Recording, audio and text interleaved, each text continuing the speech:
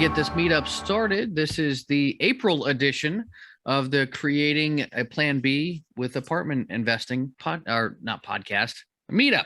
It's the meetup, monthly meetup. That's what it is. So, and Janelle is here, the lovely Janelle. So, and I was just about to ask what you've been into lately. What have I been into? I have been meeting with investors, with operators, with syndicators, I just met with someone today who lives in Costa Rica. Really? And yes. And I am just been doing one of the most important things that we need to do in this business: meet people, network with people, find people who have similar values, similar goals. Yeah. So been looking for properties, down in the in South Carolina, and I've been looking for passive investing opportunities. I've been talking a lot to passive investing people who like just passively invest, who aren't actively investing. Yeah. And I've learned a lot from them, right? Oh yeah. Yeah, if you've got the capital, I mean, it's such a great way to go. And that's the thing is, a lot of people just don't have that level of capital to become a fully passive investor when they start out. But I have a feeling there's a lot of people that kind of veer that way as things get rolling a little bit. So, well, it's interesting because as I'm doing this more and as I'm meeting more people, I'm hearing people say that, my goal as an active investor is to not be active anymore. It's to be totally passive. And I'm thinking, you know what, that's a good point. And I've talked to multiple people about, since I started in investing and really studying it, multiple people told me, Janelle, just get in on a deal as a limited partner and learn as you earn. And I always thought, and I was just having this conversation with someone earlier, that I think a lot of new investors come in thinking, I'm going to be an active investor. I'm going to be a GP. I'm going to be a JV partner. I'm going to get in and be on the active side. And I'm like, you know what? There's other ways to be a successful investor. You don't need to, there's no shame in being a limited partner. When I came in, and I wonder how if you ever thought about this, when I first started looking at researching, studying, investing, I felt like it was kind of like, you weren't a real investor unless you were on the active side. Like, being a limited partner is not really investing. And I'm like, my attitude about that has changed over the last, I would say, 8 to 10 months or so. Well, I will say, when I first started listening to a bunch of podcasts and things, obviously what they seem to be geared toward are the active investors, the people who are looking to, really get into the business. Now, I guess they kind of have to do that, because if you were just doing a podcast on passive investing, it would get pretty boring pretty quickly. But passive investing is really fantastic. And I will say, like, that's how I started, was just purely passive investing. And then for me, what made me kind of flip the switch, there were 2 reasons for that. And I actually was doing a podcast today where I talked a little bit about it, but the 2 things made me ultimately make the switch. First is I ran out of money to invest with. I had invested all my money. It was already deployed. So there's that. But the other thing that really more tugged at my heartstrings was that I loved this idea of passive investing. And so many people I knew had no idea about it, and that was the whole thing about it. It was, I wanted to just share the word, share the good word and spread the news about what you could do outside of your retirement accounts and start building that passive income stream over time. Because it's not a get rich quick thing, but if I had started this 10 years ago, I mean, I could have easily retired by now and probably would have been making close to what I used to make, but I didn't know. And so I just started investing, and in the next 5 to 7 years, I'm going to be in really, really good shape from a passive income standpoint. And that's the exciting part about it, is that, you can get to a really good place in about 10 years. And versus a 30-year retirement plan, I think, shaving, 2/3 of that time off is pretty significant.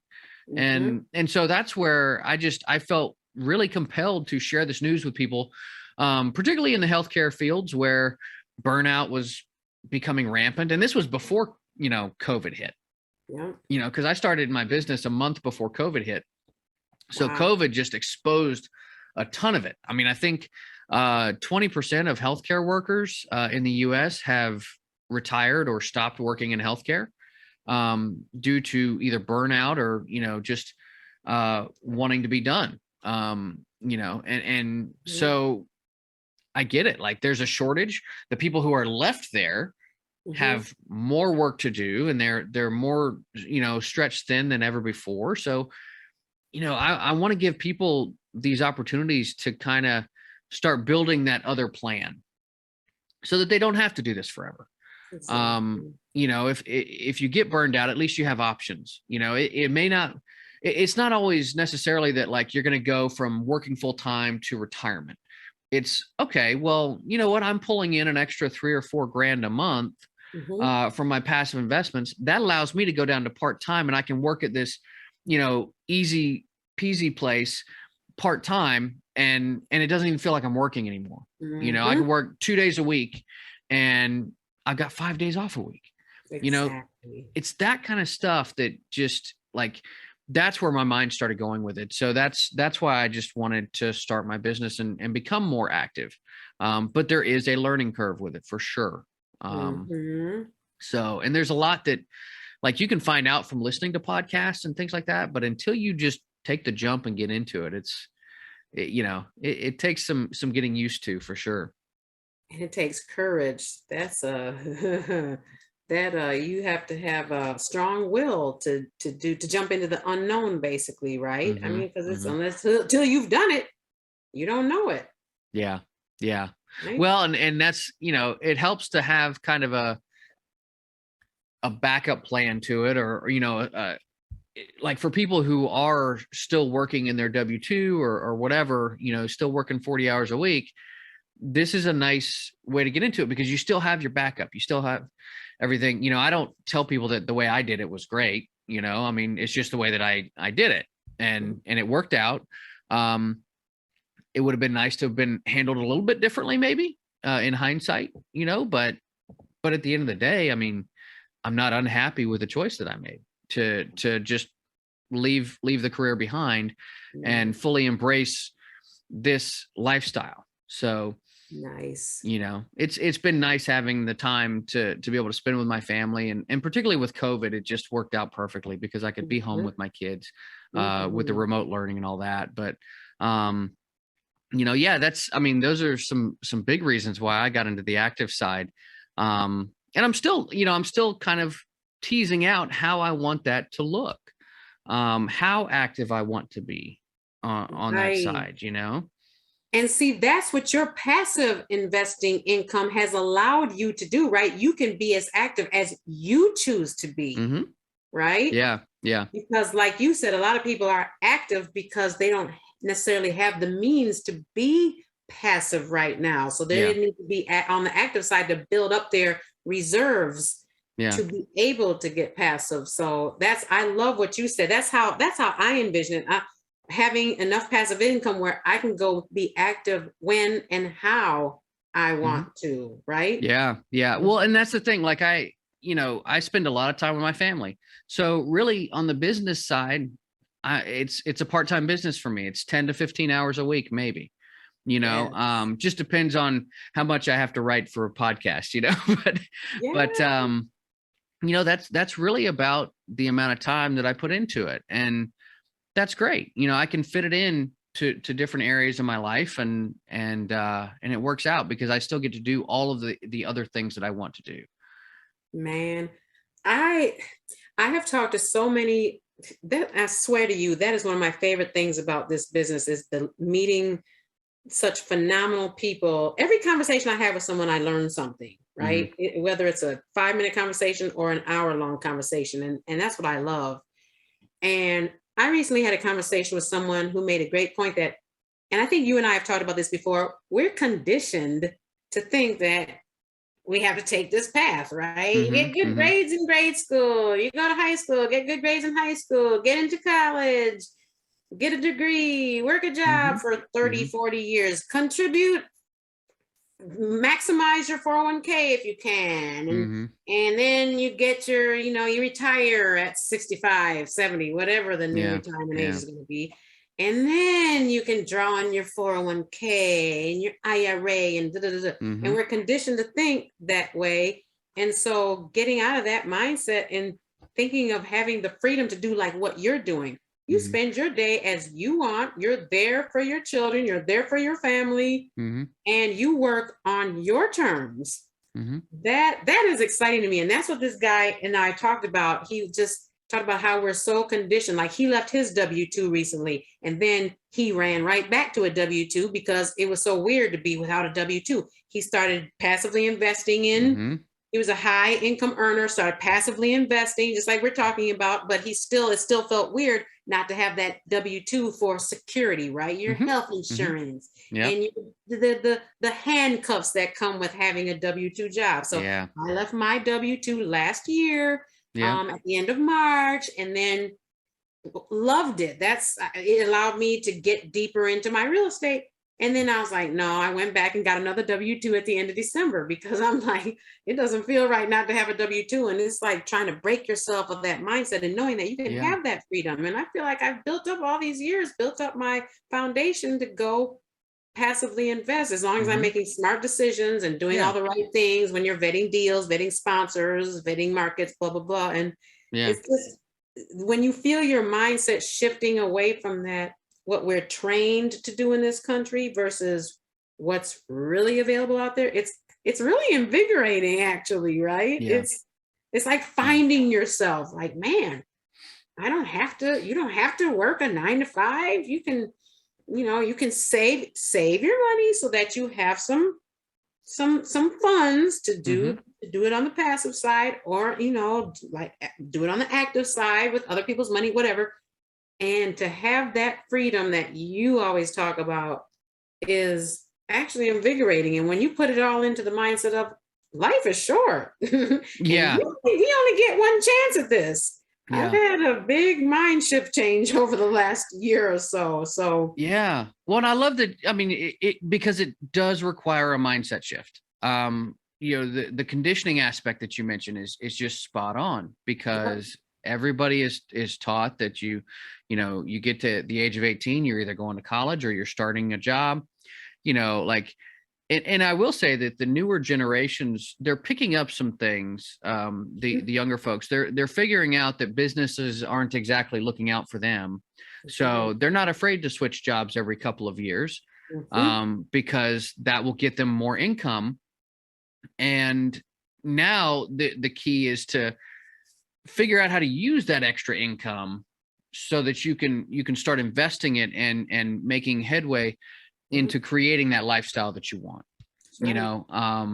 Because that's really, for me, that's what it's about. I kind of came to a point where I wasn't, I was missing meals, and I was, when I was working in a particular job that I had, I wasn't getting paid anymore, but I was working longer hours, and it's like, wait a second, this isn't worth it. I'm missing time with my family. And time you can't get back. Yeah. And then I had, kind of a drought time in my 1099 work where I was only working 3 to 5 days a month. And that's when I kind of had this aha moment. I wasn't making as much money as I was used to making, but I didn't need to make as much money as I used to make. Like it was just like, I didn't have to have this I didn't have this lavish lifestyle anyway. Yep. So then that's when I really got to thinking, okay, well, I've got this money that's, sitting in these retirement accounts, and yes, it's been growing over time, but I'm not supposed to touch it until I'm, for another 20 plus years. And so I said, well, you know what? I think I can take care of this on my own. Thank you very much. And so that's what I did. I took the money out of most of my retirement accounts and invested passively. And that's how I created the income that I have. You So know what? I know, and that's what I find so fascinating about you. I love your story. When you and I met in whatever meetup it was, I was so excited because I was like, he gets what I'm trying to do. What I'm mhm. trying to do doesn't sound so crazy because you pulled that money because out of your because I'm investment a lot more crazy. account. But I No, but love it. yeah. I love it because now I knew about you that you pulled out some of your money out of your 401k. You didn't liquidate the whole 401k, but you pulled out a No, good but portion of it. yeah, I would say at least 75 to 80% of it I pulled out. Oh, I thought it Yeah. was smaller than that. No, no, no. Woo! It was quite a bit. Um Now, and I didn't do that with my wife's accounts.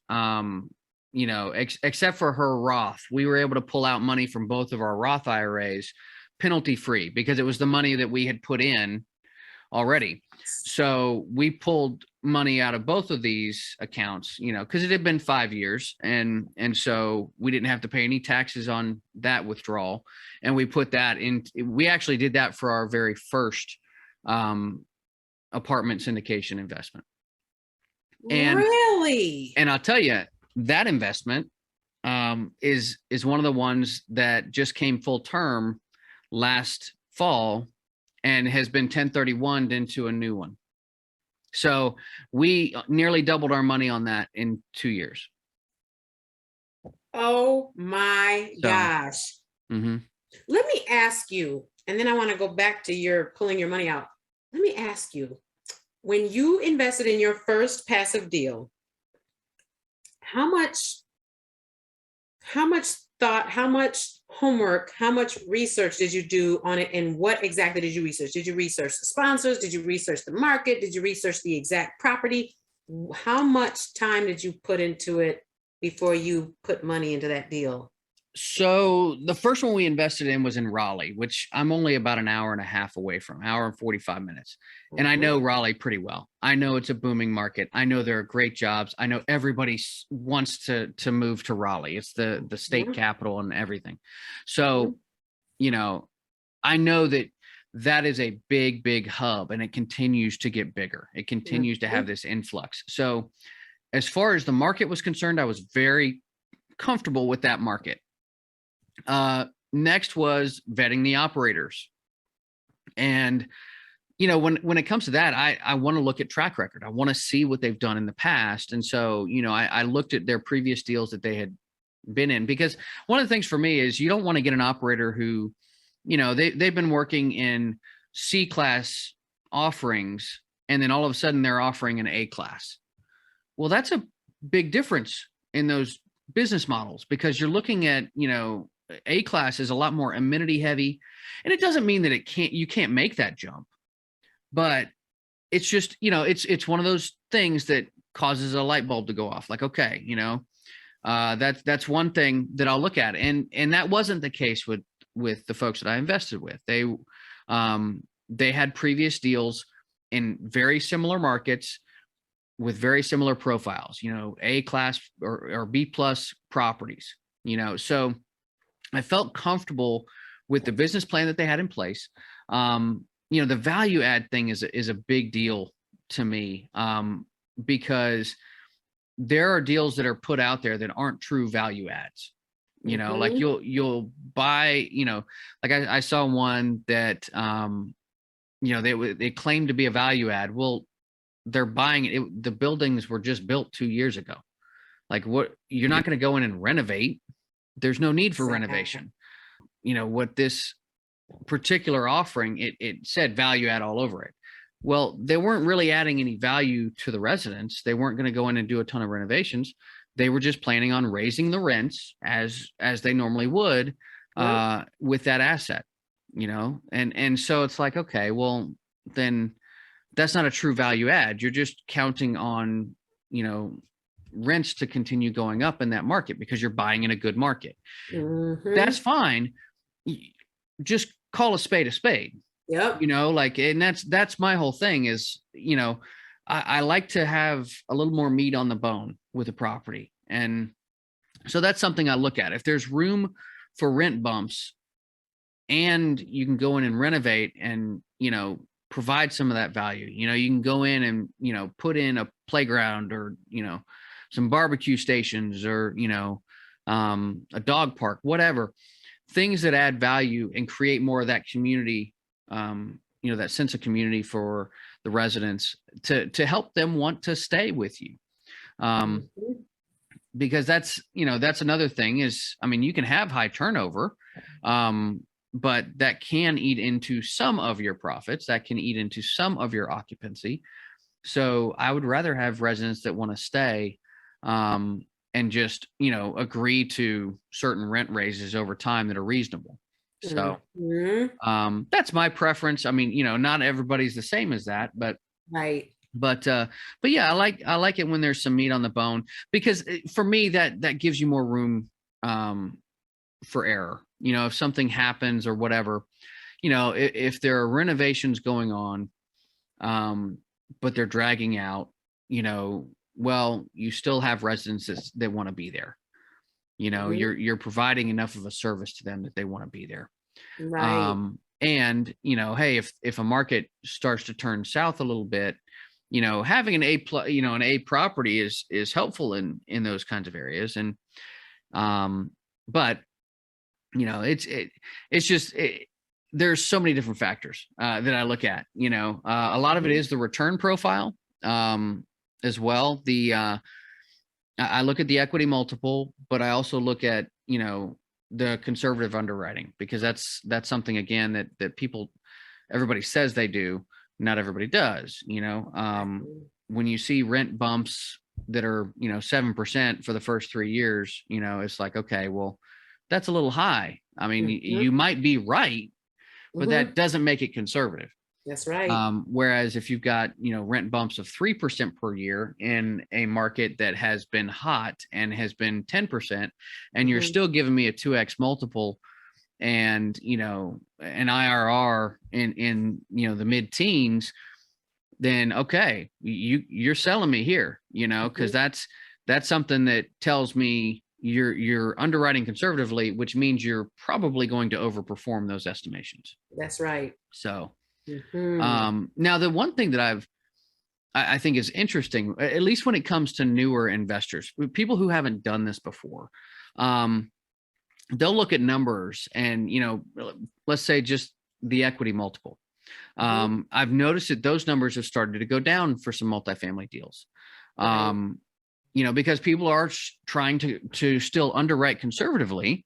But, the result is you might see an equity multiple that's, 1.75, 1.8, 1.85. And people don't get excited about that. They're like, well, it's only this. But I'm like, okay, well, did you look at how they came up with those numbers? They're planning on rents, their numbers are based on rents only raising by 3% every year in a market that has had 10% year over year for the last several years, and has all of the arrows still pointing up. So they're going to nearly double your money in 5 years in the most conservative estimate, and that means that they again are likely to overperform. They're if you've got a group that knows what they're doing, they're likely to overperform with those numbers. And that's the hardest thing to kind of get across to investors is like, look, I'm not trying to sell you something. It's, but this is what I've experienced is, they said they would double my money in 5 years. 2 years later, 2.5 years later, they've nearly doubled my money, and I take the rest of that and I redeploy it into something else. So now it's starting that snowball, and it again, it depends on the market you buy in. I have stuff that's in some smaller markets that I don't count on turning over as quickly. They're just good, solid investments to have in my portfolio. But I do like to invest in markets where, it's pretty hot and you have a lot of appreciation of those values. And that way, yeah, you can get in and out of it pretty quick, and you start turning that money over, because that's really where it starts to happen. The magic starts to happen. Right. So Nice. Now, Nice. have you become a limited partner in anything yet, or what have your investments looked like so far? I am a limited partner in one deal in Houston, and so that is the only investment that I've invested in so far. And I'm very close to investing in a deal in Tallahassee, but I feel like I haven't. I'm getting kind of cold feet, honestly. Mm, Honestly, I'm like, have I okay, done enough? Have I done enough research? Have I let's asked enough let's questions? talk about it. I mean, I don't mind. Can you share your screen? You could show me the deal and we could go through it together if you wanted to.